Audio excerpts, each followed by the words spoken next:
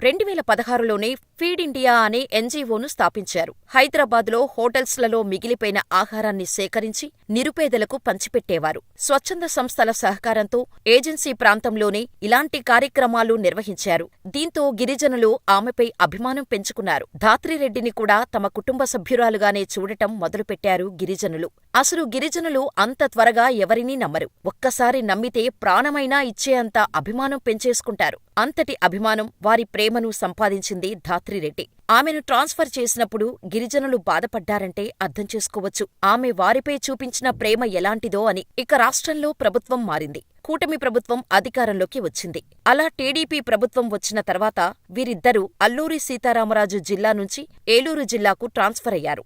ఏలూరు ఎస్పీగా KPS Kishore, Eluru joint కలెక్టర్గా పెద్దిటి ధాత్రిరెడ్డి బాధ్యతలు స్వీకరించారు. బాధ్యతలు స్వీకరించిన నాటి నుంచి అక్కడ వరదలు బీభత్సం సృష్టించాయి.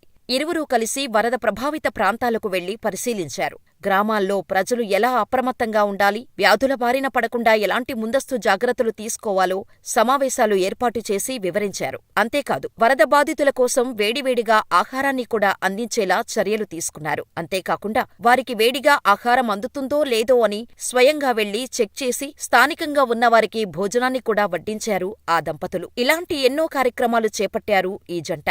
మరి ఈ జంటపై మీ అభిప్రాయమేంటో మాకు కామెంట్ చేయడంతో పాటు మా ఇన్ఫర్మేషన్ మీకు నచ్చితే వీడియోని లైక్ చేసి ఇలాంటి మరెన్నో interesting real life motivational success stories కోసం మా ఛానల్ని సబ్స్క్రైబ్ చేసుకొని పక్కనే ఉన్న బెల్ ఐకాన్ కొట్టేసి నోటిఫికేషన్ ఆన్లో పెట్టుకోండి.